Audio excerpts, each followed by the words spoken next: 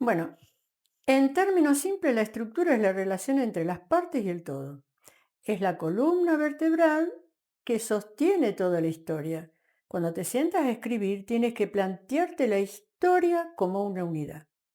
Y una historia está formada por distintas partes: los personajes, la trama, la acción, el diálogo, las escenas, los incidentes, y tu tarea es comprender un todo a partir de estas partes.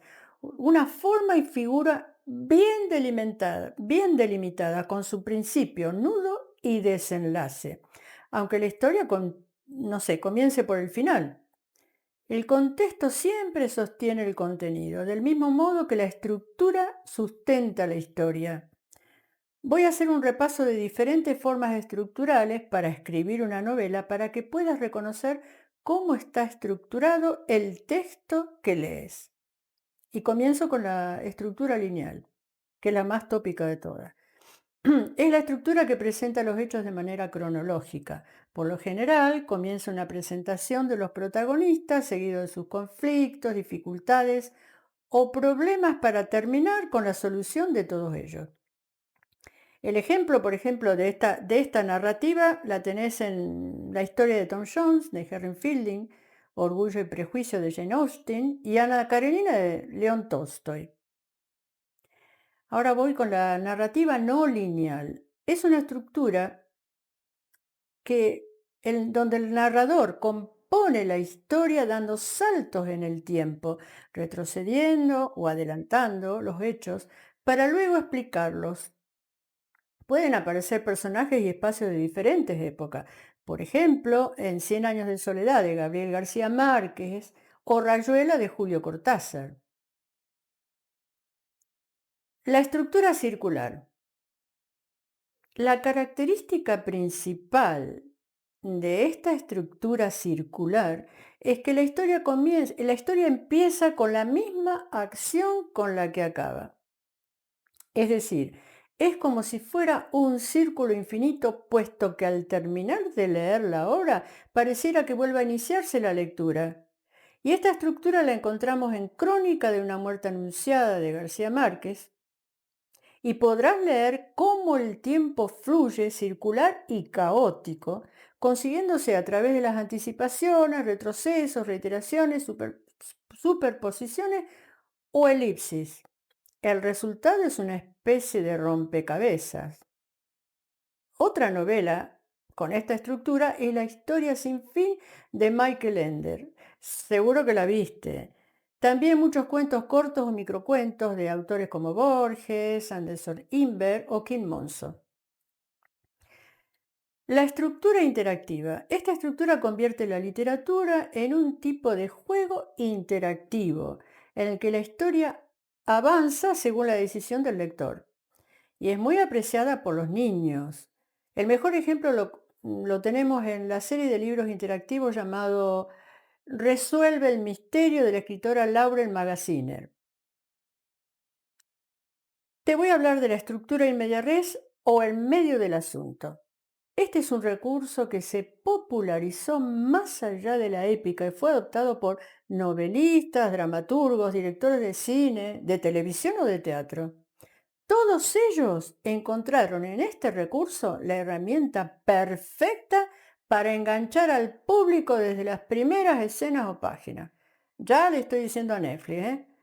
También es muy común en el thriller contemporáneo o en obras de misterio. Iniciar la narración en medio de la acción, del nudo y no del principio, con una acción poderosa, impulsará al lector o espectador a no abandonar el libro o la película. Ejemplos de esta técnica pueden encontrarse en la Eneida de Virgilio, la Ilíada o la Odisea de Homero. También en el cuento El Mago de Oz, que ya también tú conoces. La estructura sin final, que no me gusta nada.